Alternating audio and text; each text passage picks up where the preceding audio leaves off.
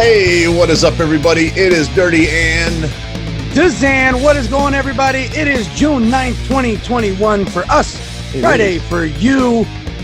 And this is our first official episode of June. So happy Pride Month, everybody. Happy Pride Month to all my people out there. Everybody, one love. Let's get that out the way. I see you. Oh, no, I was doing all my signals. And then you looked at my camera and you looked at my camera and that was just for you. All right, let's not waste any time talking all this shit dirty. We have so much to cover, but I would be remiss if I didn't first ask, how you doing? You know what? Not real well, and I'll tell you why. I just got off the phone right before we started this with my favorite music supply chain where I get all of my stuff. And I ordered something called a neural DSP quad cortex. And basically what it is, it's a multi effects pedal, but it's kind of a modeler profiler thing as well, where I can take one of my amps and I can feed it into this and it'll actually reproduce the sound that I got out of that amp. Plus it comes preloaded with a bunch of other stuff. Well, at any rate, I pre-ordered it at $15.99 because of COVID and everything. The releases got pushed back. I ordered mine back in October, and the first batch came in, and I was not in on that first batch. I'm hopefully in on the second batch, which I'm expecting to come in somewhere around the first week of July, hopefully. But the reason I'm sharing this is because it was $1,599. Because I pre-ordered it, I get it at that price. But apparently, the price is going to $1,849, and that kind of sparked my interest. So I reached out to the guy that I deal with there. And he informed me that everything is going to not only go up, it's going to go up exponentially. Clipping diodes and transformers and all of that stuff that go into guitar pedals and amplifiers and whatnot. The price of those has skyrocketed. Something that normally they spend $8 for a clipping diode is now $20. It's not gone up to $10. It's gone up to $20. So everything subsequent is going to go right through the roof. Right. So that is terribly, terribly disappointing. So, but that's just kind of the nature of the world we're living in right now. So I would expect it not to be just for musical instruments. I'm going to guess these and everything else is going to just whoop, whoop, whoop. So save your money, peeps. Especially for those who like new toys like Dirty. Dirty likes new toys. There we go. Yep. That is a beaut. Isn't that gorgeous? Is a beaut. Yeah. Yes. Wow. She is pretty. Woo. I've been playing with her. I've been fiddling with her. I've been putting my fingers all in there. Yeah. All right. Vegas 28 wrap up. Some things we got to talk about here, and a lot of it on the prelims. The prelims was eye poke central. Breeze and Arugio was canceled last minute, so our 6 picks turned to 5 picks. Dirty ended up the fucking champion, 4 right out of 5. DZAN 3 out of 5. I'm calling you made foul. Your money, people. But Mason Jones had a dominant performance, but then got eye poked, turned into a no contest. Really sad to see that. And then Salikov versus Trinaldo. Trinaldo losing, ended up poking the other guy in the eye. That one's over. And then the Latifi controversy. Did he get eye poked? Did he get thumb punched? These gloves are a problem in this company. We got to change the fucking gloves. I feel like they've been the same since the early 2000s. Well, they have. They haven't changed. Yeah. And listen, I mean, the Bellator gloves work. And then obviously, what's his name makes those gloves? The coach, Justin Gaethje's coach, Whitman, Trevor Whitman, Trevor Whitman, son of a bitch. He designed a set of gloves that everybody that he's shown them to seem to love them. So, and they're very effective against countering eye pokes. At the same time, which is really important, it kind of leaves your fingers free still. So if you're grappling, they're not a major distraction or and he showed them on Joe Rogan's podcast where the impact it absorbs so much more impact to give a much more longevity to your knuckles and your joints and everything. I mean, we have to do something. We are the leading company in this sport. Why the fuck are we not, being as professional as possible on all fronts? It's a money thing and it sucks. It's always been a money thing with the UFC and it's sad to see. Uncle Dana is not receptive to it, does not appear to be. It's a little frustrating to watch, but hey, one other thing about the fight night I wanted to point out, Santiago Ponzinibbio, I got to tell you, I was so impressed with him because that fight, it looked like he was going to lose that fight. I mean, yes, in that first round, really, he looked like he was done. Yeah. And it almost looked to me as though he checked out. Yeah. It looked like he gave up. Strangest thing. It looked to me like he checked out, but he clearly did not check out. And he came back, man. Yes, sir. I was very impressed with that. Yeah, that's definitely going to be up there for comeback of the year. Yeah. Sure. I've been impressed with him ever since the Mike Perry fight.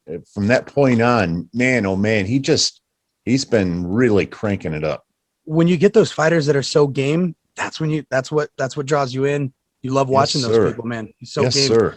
Now, dipping away from real fights, let's get into some staged fake shit. Floyd versus the YouTuber happened on Sunday. No official winner. But of course, it went 8 rounds so that there would be no official winner. So for all of those who paid for this, we are the losers. You are. No, I'm not. I did not pay for it. You are the losers if you paid for it. They two won. Both of them won. I mean, Floyd definitely didn't win, but Dana, I watched that for free. Shh, no, he didn't. Just saying. No, he didn't. No, he didn't. No, I didn't. No, actually, I didn't. I didn't watch it at all. I saw a couple highlights. That's all I saw a bunch of Twitter highlights. I only did that for this. Yeah, right. You got to cover it. Attention. Let me say something, man. Floyd's getting a lot of hate. Logan Paul is getting a lot of hate. They have all of that and then some coming to them, in my humble opinion. Floyd Mayweather boxing is already fucked up. It's already such a mess. I don't know how you can possibly fix it. It is so far gone. We talk about fighter pay, and they, all of these boxers talk about how they're making, $100 million on a fight or whatever. First of all, no, you don't.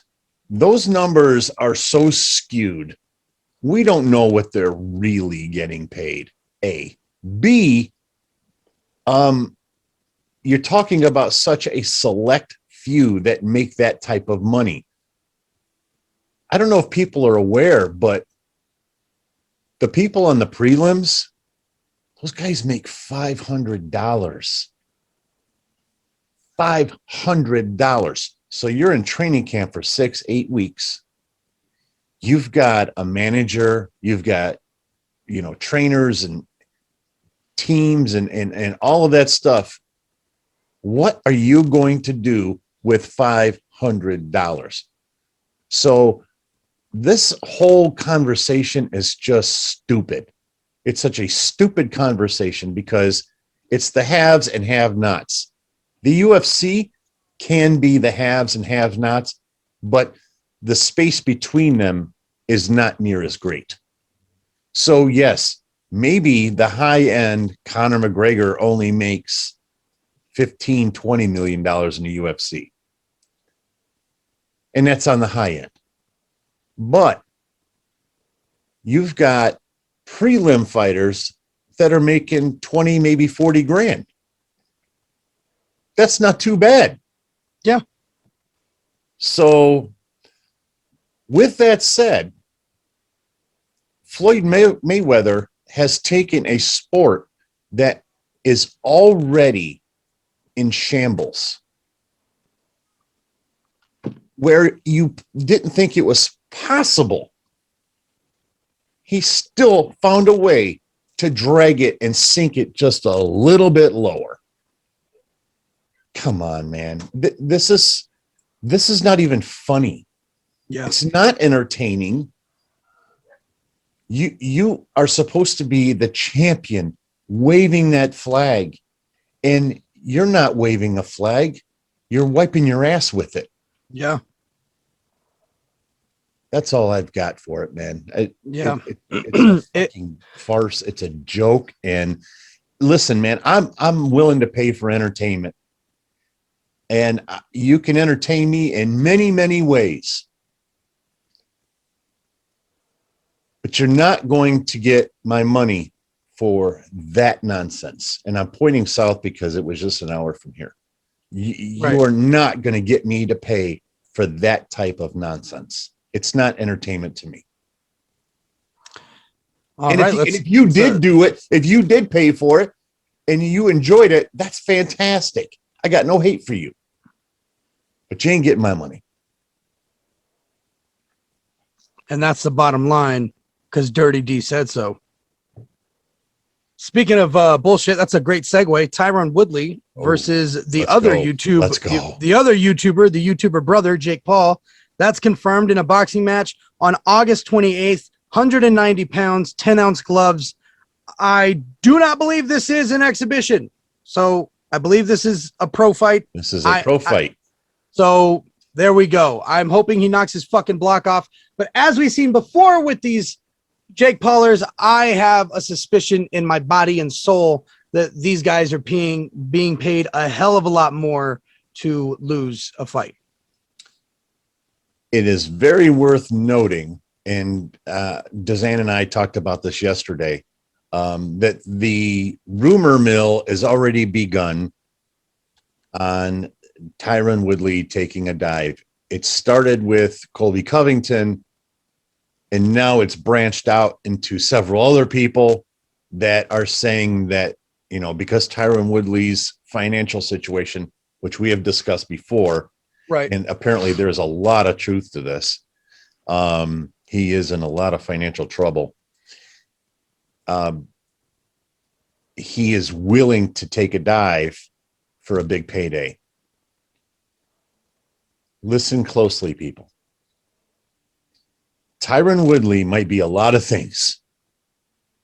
He might be a little bit quick on the trigger with, you know, calling people racist. Yeah. He may be dying in his sport, but I don't believe for 1 second that Tyron Woodley would do that. I don't buy it. I'm not buying it, and I wish people would stop trying to sell that to us. So this is how I feel. If on August 28th, by some weird occurrence, Tyron Woodley loses, I will know for a fact everything has been a lie. People, there is no way in hell that Tyron Woodley, a 5-time world champion, he's a wrestler, but don't get shit twisted. He's been boxing a lot more than he's been wrestling after his collegiate career. Mm-hmm. There's no fucking way in hell that Jake Paul has a chance against the pedigree and the level that this man fights at. Okay. Has he lost 4 in a row? Sure. Let me interrupt you for just one point here. And that is what I'm concerned about with your comment is that what happens if Jake Paul somehow does take him out? Because that's when those rumors are going to skyrocket with the price of compressors and clipping diodes. You know, I'm trying to be careful here that we don't make a comment that ends up illustrating the rumor mill. I see what you mean, but I'll tell you what. I'm going to watch this fight. This is going to be one that I buy. I'll say it right now, and it's only because of Tyron Woodley. Okay, I'll say it right now. I am going to watch this. If he falls like Ben Askren, this is all fake. This whole fucking thing is fake. Am I joking? Yes, but am I also serious? Yes. Okay, I fucking mean it. I don't want to believe it. I don't want to believe that Tyron Woodley would take extra cash to do it. I truly believe that he wants to fuck him up. But there's just this growing suspicion in my heart that things might not be on the up and up, and we'll see on August 28th. But if that's all you had about that, an actual badass boxer is making her PFL debut tomorrow for us, Thursday, June 10th. Clarissa Shields makes her PFL debut, and I am so fucking excited. I don't know who she's fighting. I don't give a fuck. I want to watch her. I'll be watching that tomorrow on ESPN Plus. I'm very excited. All right. And then, so next up we have Paulo Costa, who is now out against Jared Cannonier on August 21st. But check this out. He said he never signed a contract. He doesn't know why the UFC said anything official. Yeah. Dana said, you signed the fucking contract because I extended your fucking contract because you fucking pulled out the last time. Right. And Paulo says, I need to make more money. I'm a main event fighter. You need to pay me like a main event fighter. Anything under 350K is a joke. You guys, we are the first to point out Dana's faults. DZAN and I both. We're the first to do it. But come on, man. I don't know how Paulo Costa, I don't know how he operates his life, man. He's so weird. And he does the strangest shit. I think it's that fucking manager, that weird fucking manager with the designer glasses. Yeah, I know. He's a fucking weirdo, man. Yeah. I'm glad that Henry's like retired before his legacy got tarnished by that fucking weirdo. Yeah, no shit. Yeah. Anyway. Yeah, but I mean, within that, Paulo then said, because he's close with the Paul brothers. Paulo is. They've trained together. They've done wrestling together. They've been boxing together. Yeah, he said these YouTubers are showing that we fighters aren't getting paid enough. And Dana said the funniest fucking thing, and this is why we love Dana White. You should have made a fucking YouTube account when you were 13 years old, and then you could have been fighting Floyd Mayweather. Right. But no, you're not a YouTuber. You're a fucking fighter. I love it. About it's so fucking true. The attraction, man.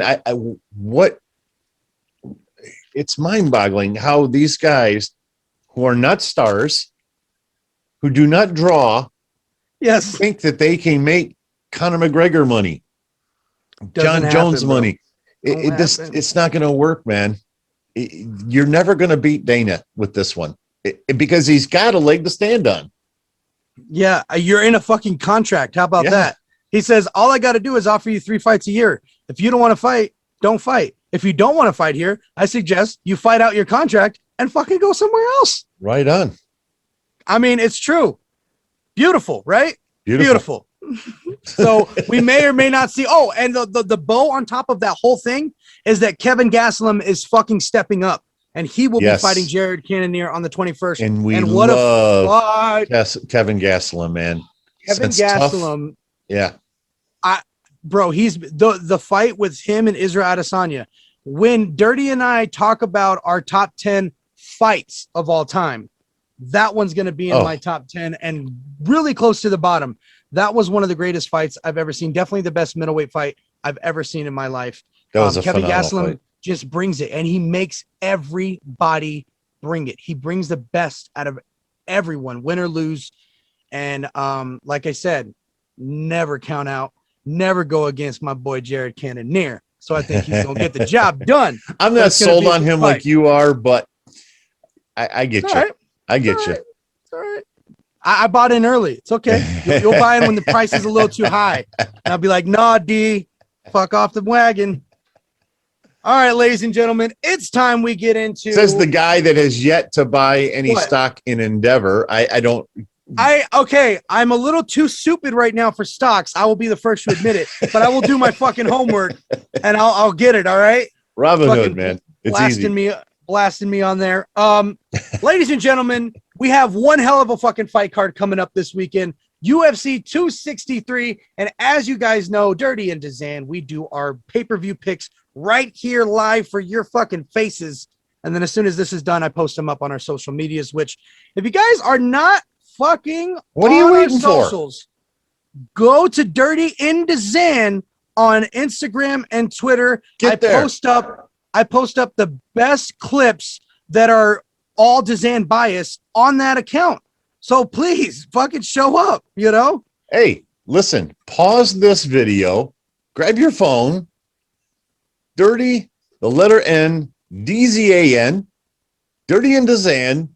You see it. It's right there. It's right down there.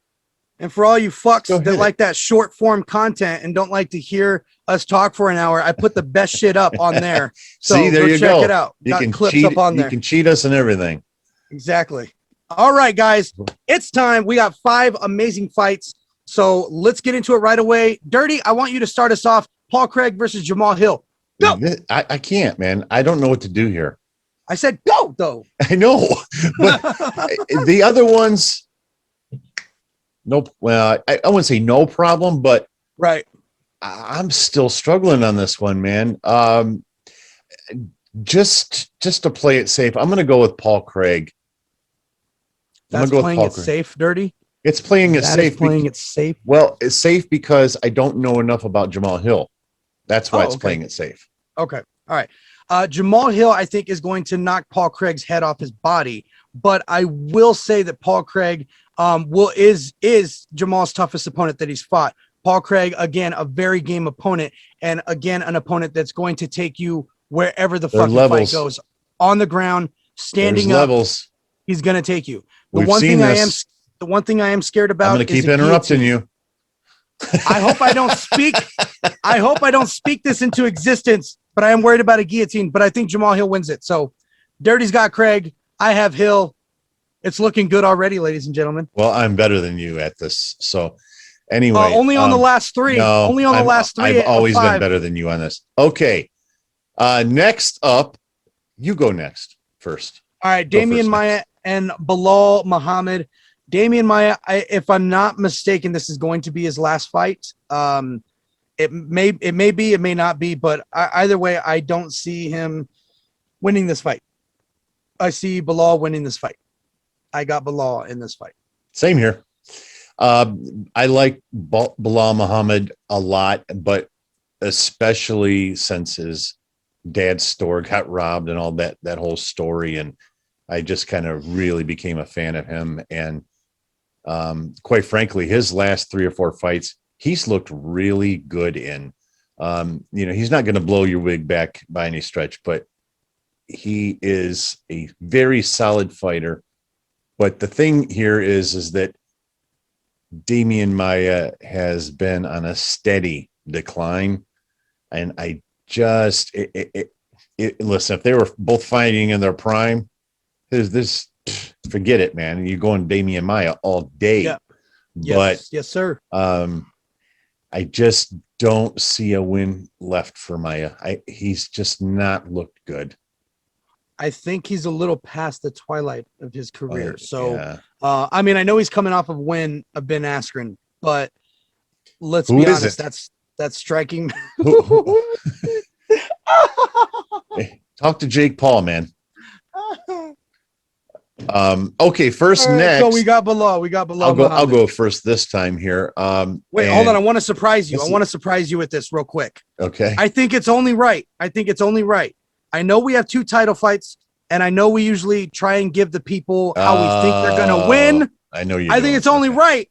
We do All it right, for this fair fight enough. as well, since it is a It's a 5-round five-round fight. fight. So, So please, Dirty, go ahead. what he's talking about is for the title fights only, we predict the means and the round. But because this is a 5-round fight, we're going to go ahead and make an exception on this one. I did tell DZAN my picks before this video started, in full disclosure, and quite frankly, he was a little surprised.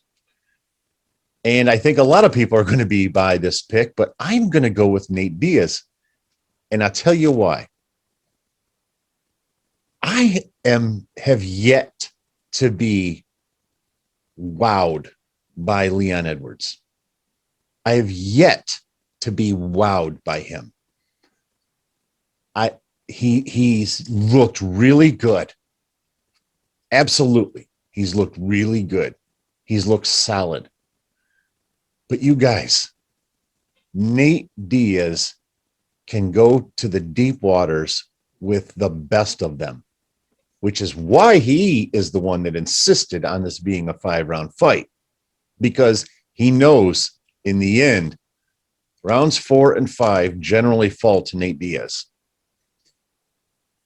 I cannot, in any world, in any situation, see Leon Edwards knocking out Nate Diaz, which means it's probably going to go 5 rounds if Nate doesn't take him out first.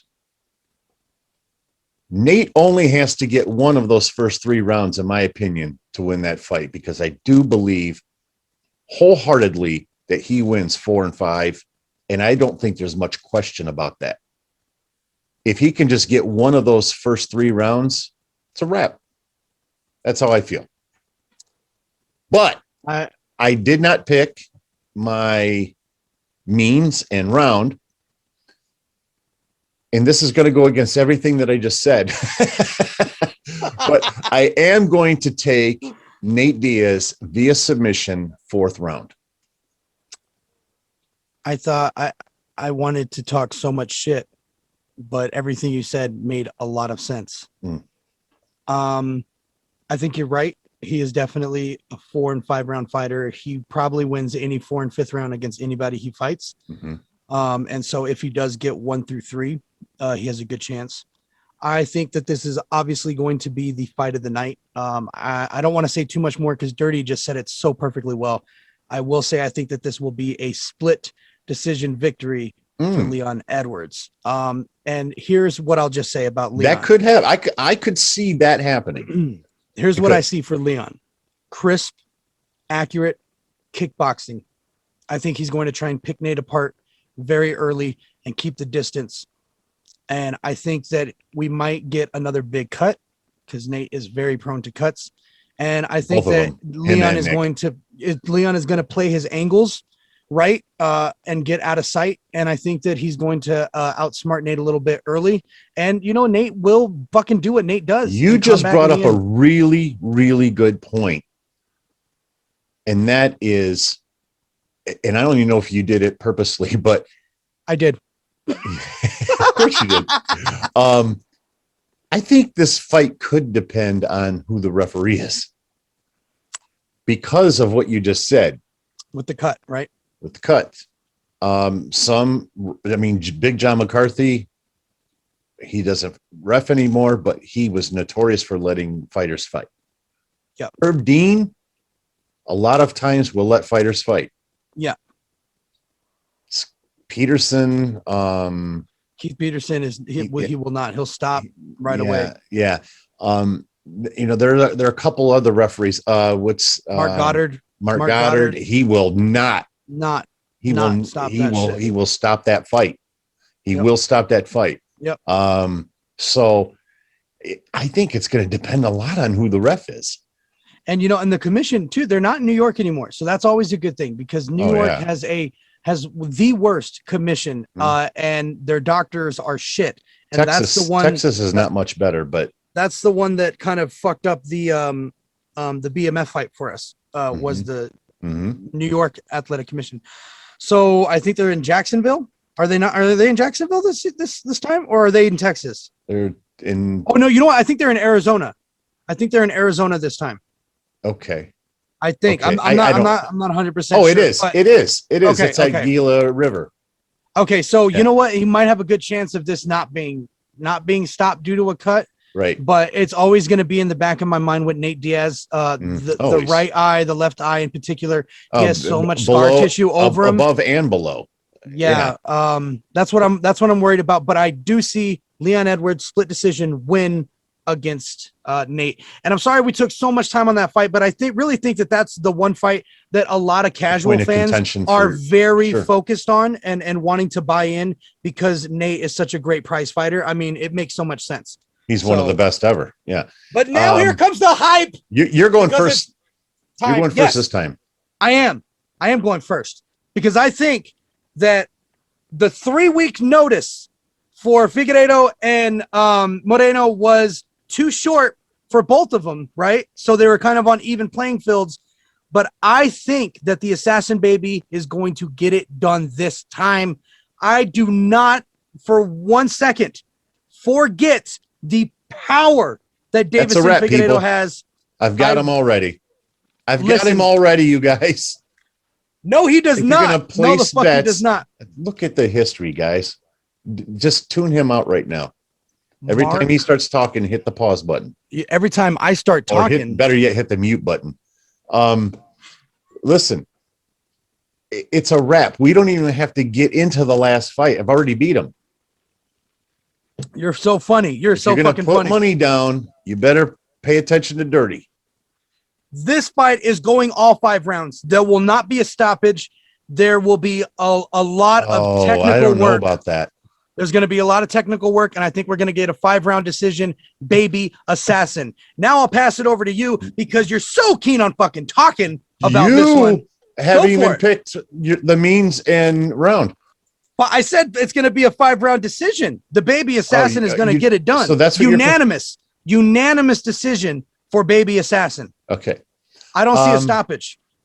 I see a stoppage in the 3rd round, and I'm going with Davison Figueiredo. Knockout. Okay. He's going to finish him off. Fuck off. All right. Now we'll just move on. Let's do it. We'll cut Dirty off. He doesn't even need to finish the sentence there. Next, we'll let Dirty go first on this one because man, this is the fighter that's in our hearts right here. Love Izzy. We love Izzy. Tell me what you think is. By the way, did you happen to catch the interviews of him this week? There's a bunch of them. Oh yeah, with him and Vittori, right? Oh no, I have not. No, I have not. The Mac Life did. They always do a lot of stuff with Izzy because they share the same management. But they did he does this thing where he does 20 questions with them, and they're always questions that they never get asked. So Izzy loves doing this, If you haven't seen that, go check it out. It's on the Mac Life. You check it out right away. Yeah. Okay. So as I stated to DZAN before we started this, I'm going with Izzy. I am not as near as being sold on this being a walk in the park for Izzy that some people seem to think this fight is going to be.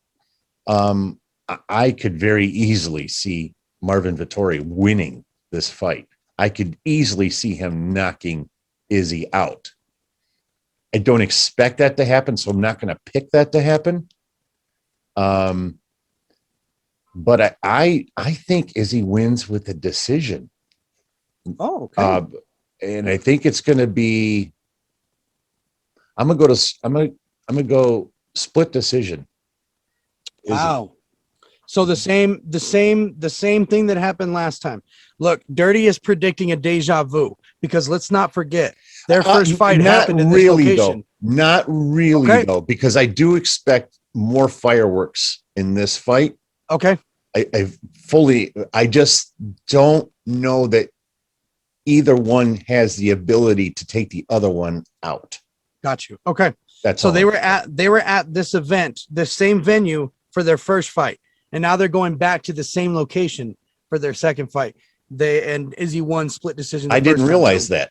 Yeah. So Dirty sees a split decision again for Izzy. This in the is how I same see place. This is how I see it. I see a third round TKO. Israel Adesanya wins. And this is what I literally picture the combination. And people, if I'm right, I'm going to be posting this for 1,000 years. I see a feint left bringing up a high kick, and that's how he takes This guy him is down. out of control. And then man. he finishes by You are swarming him on the out ground. of control. That You are is not what I Conor see. McGregor. I'm telling you. Just stop it. Just call me Mystic DZAN. I predict these things. I do. I not only predict how I win, but I predict the round. Third round. TKO. Izzy. Enough. All right. And I like how Dirty is feeling like the fucking master over there because he gets to hit the little stop play button and fucking cut me off. That's what people, I do. I'm a victim here, people. All right. It's time to get into music unless I'm going to get fucking shut down. Am I good? Are we good? You go right ahead, my friend. All right.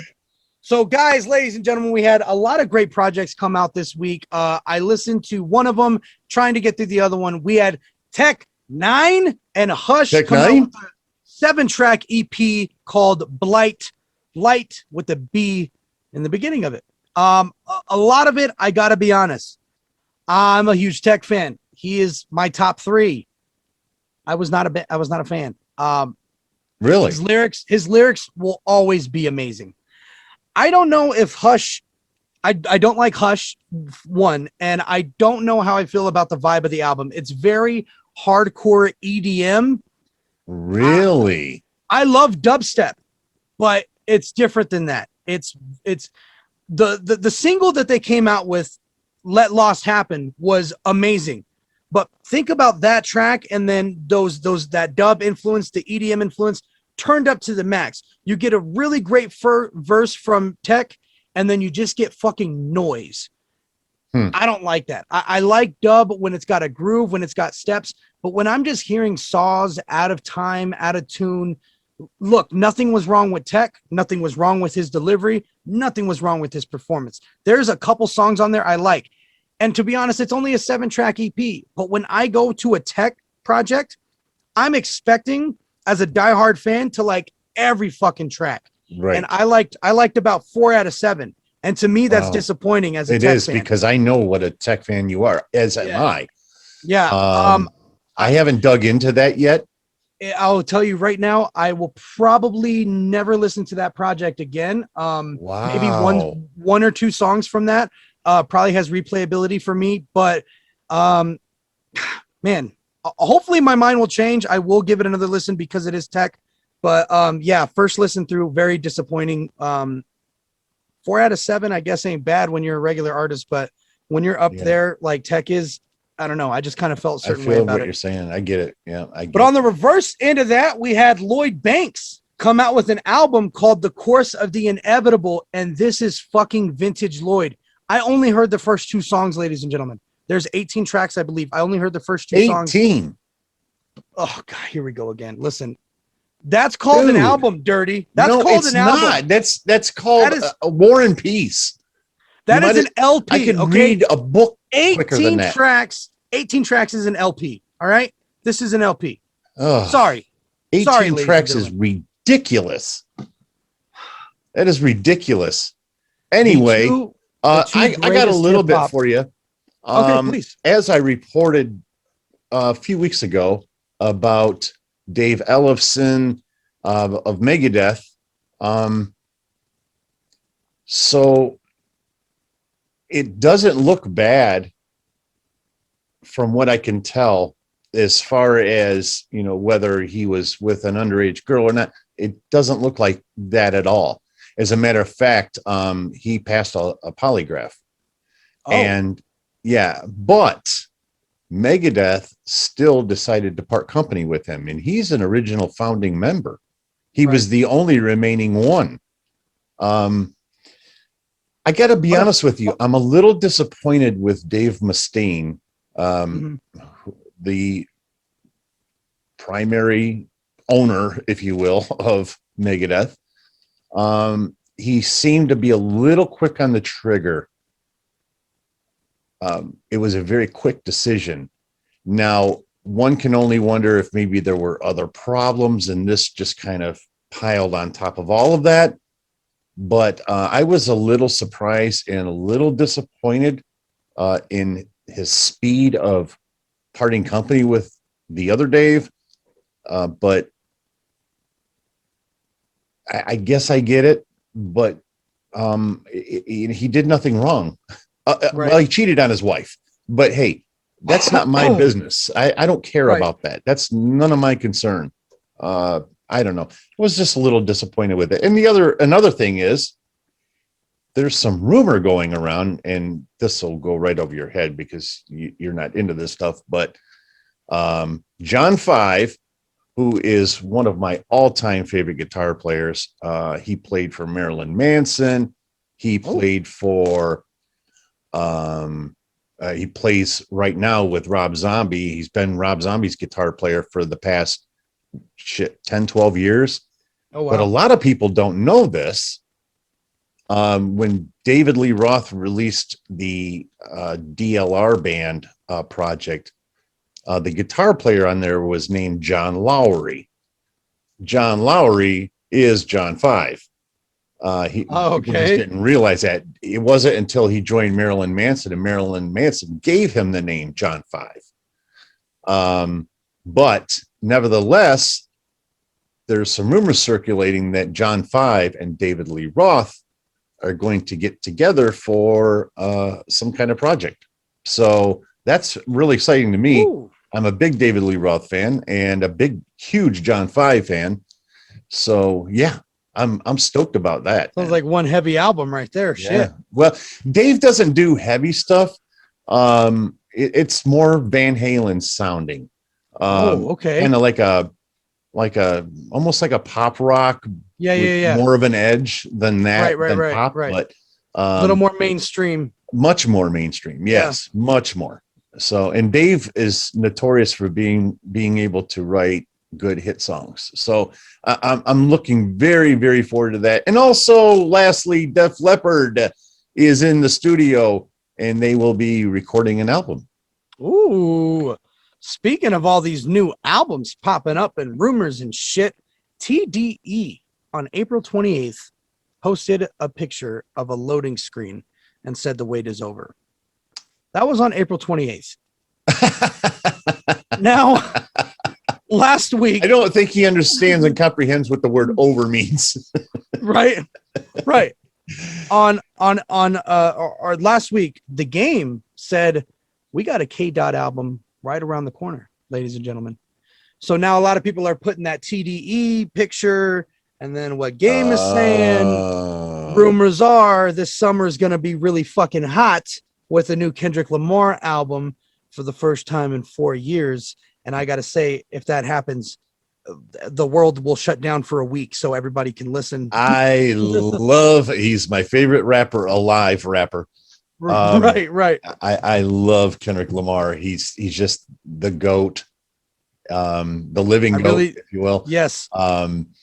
But also I had to add this back in because I cut myself short. The Israel Adesanya 20 questions thing. Oh yeah. He was asked, one of the questions that he was asked is something about what would you do in your new home, something to that effect. And he said that he wanted to get a drum set because he learned how to play the drums a while back. And so then the guy followed up with the question. He said, well, what kind of music would you be playing?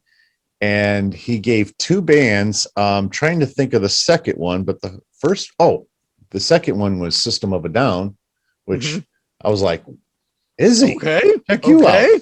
And then the other one was Disturbed. You fucking right. It was.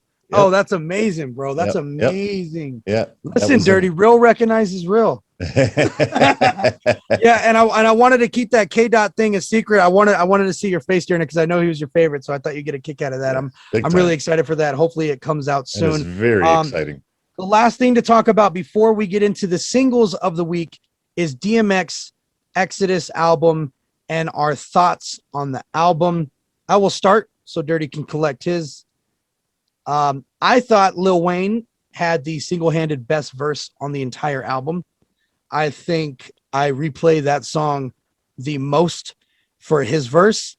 Yeah. And for the rest of it, I feel like it was a great send off and a great way for DMX's estate to get a little bit of money Yes. for this project. And as you know, I stated that when I did my reaction video over on Patreon, I stated that very thing. I was trying not to use the word money grab because that has negative connotations to it, but Right. because I don't mean it in a negative way. His family needs money. They don't have a breadwinner anymore, Right. at least not to the level of what DMX was. Right. For me, I was a little disappointed. Me too. Yeah, me too. I did not like the mixes. It didn't feel like a DMX album. It did not. And Michael over on Patreon, he made a very good point, and it's correct. It's true. A lot of DMX's songs are around the same BPM, and it does get a little tiring after a while. I wish he would switch it up a little bit more, especially on that album. But musically, the Swizz Beats ones, I did not feel at all. And I'm really glad you said that, because I have never liked Swizz Beats. Mm-hmm. I think that he should have just stayed mainstream and stick to pop hop. That's his thing.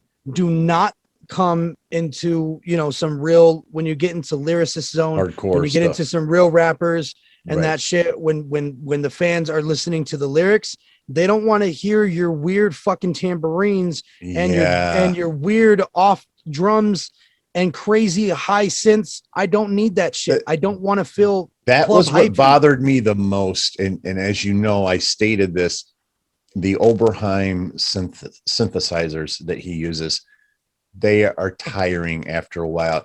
And quite frankly, they sound dated to me. And I know 80s keyboards have made a comeback. I get all of that.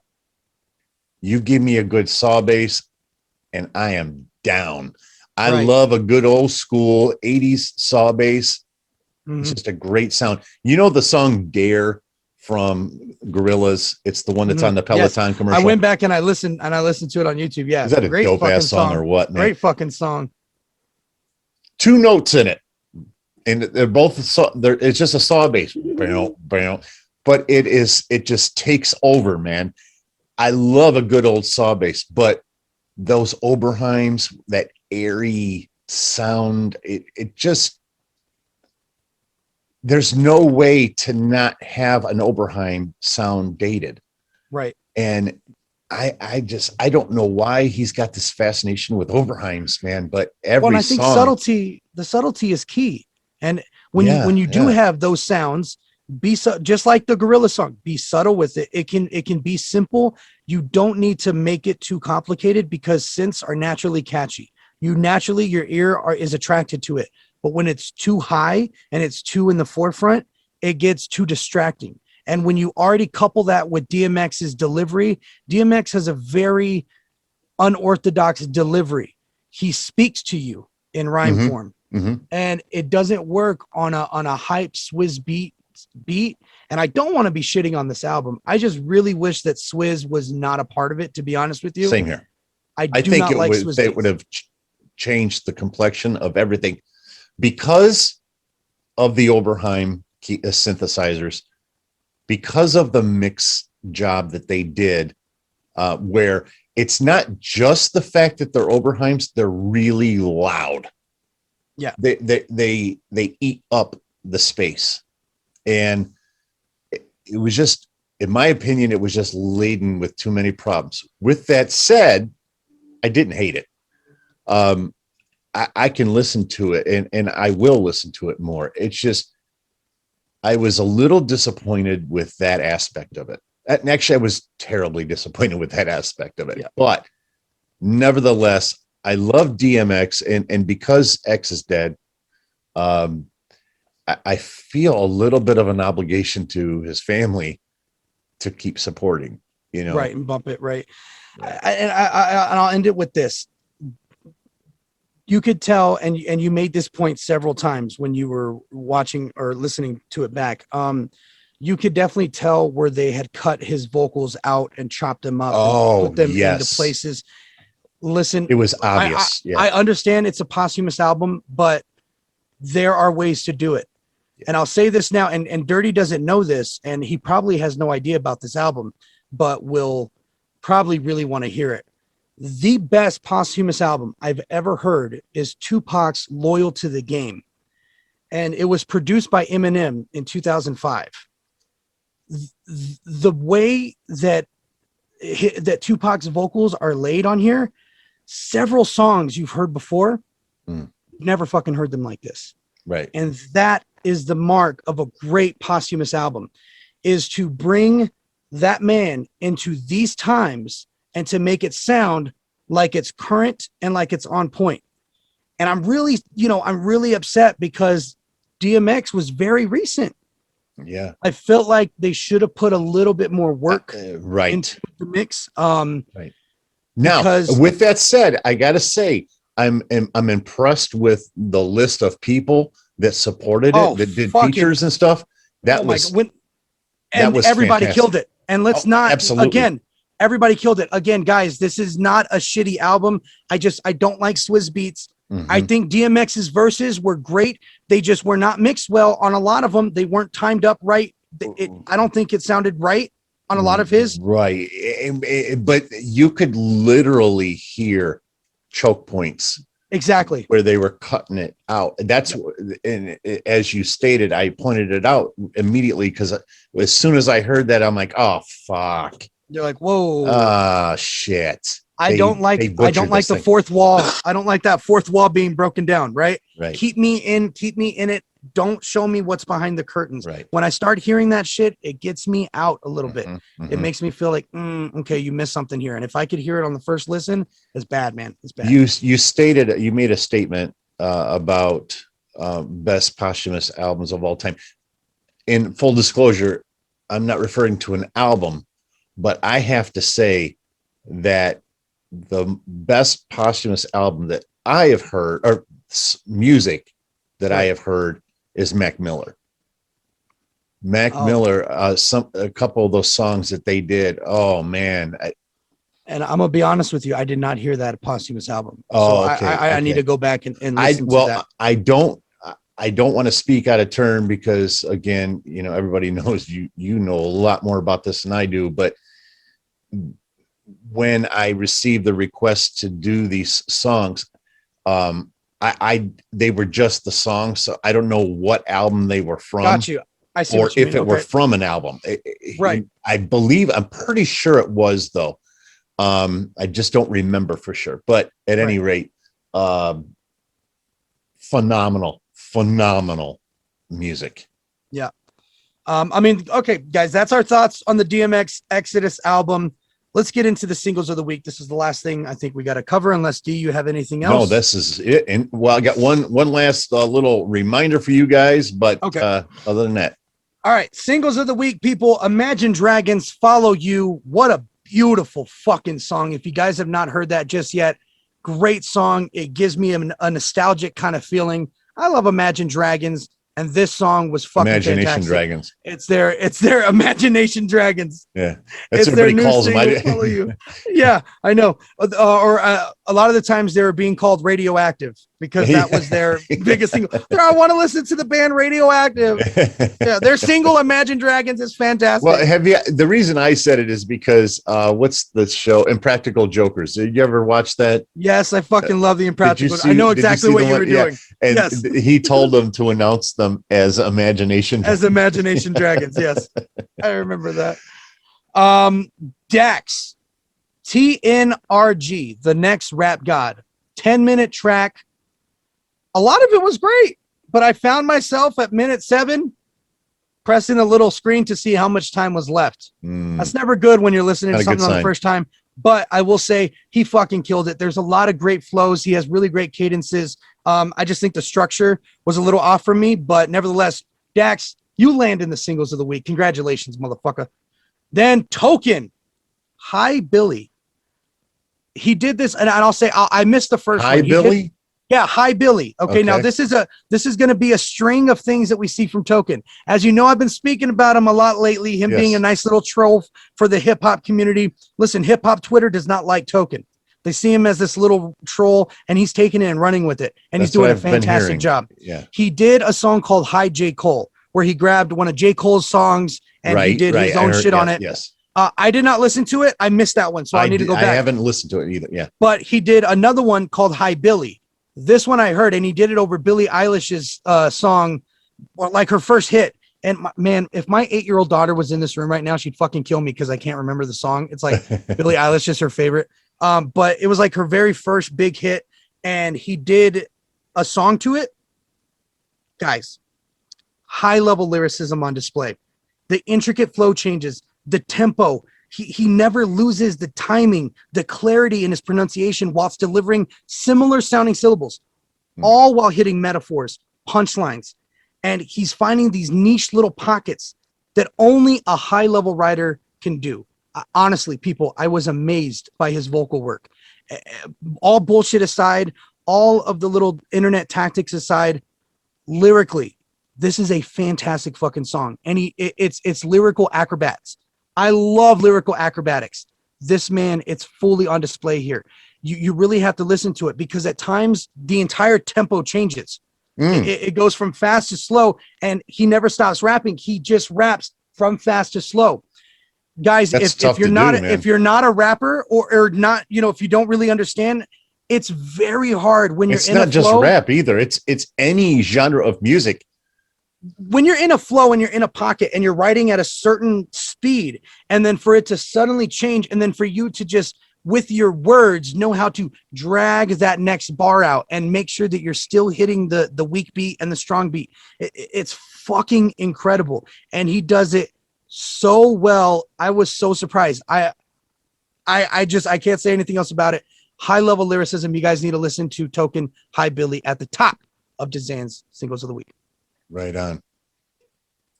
Okay, just closing this show out. Have you ever heard of Ventura album from Anderson .Paak? No. Anderson .Paak? Mm-hmm. No. Who is this? I was just wondering if you ever heard of him. You're being facetious, and I don't like it. What the fuck facetious. Are you talking about? I'm being very, very quiet about it. I gotta fucking pull up the Google. You're not doing the math here. Andre .Paak? Dirty, I'm not good at math, okay? It's simple math, man. It's 1 + 1. Are you talking about Anderson .Paak? That's what I said. I thought you said Anderson .Paak, like Tupac. Dirty. Okay, anyway. Ladies and gentlemen. Oh, hold on, ladies and gentlemen. Okay, we're a little lesson for Dirty D. Anderson .Paak. All right, there we go. Anderson .Paak. Okay. It's Anderson .Paak. It's just as a reminder to everybody. Hop spin.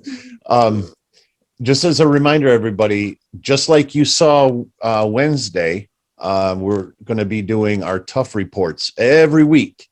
We had to do 2 this time because we didn't have time to get to week 1. So we're going to be, as you saw, we did week 1 and week 2 this week, but going forward, it'll be week 3 and then week 4. So we'll be doing weekly reports on all things tough, and they'll be pretty quick reports, but we just wanted to provide a little bit of talk for tough because we noticed there wasn't a whole lot of that out there. So trying to provide you guys with some good content that you may not find elsewhere, which is why we talk about UFC and music, and hockey and football and whatever else. Whatever the fuck else we want to talk about.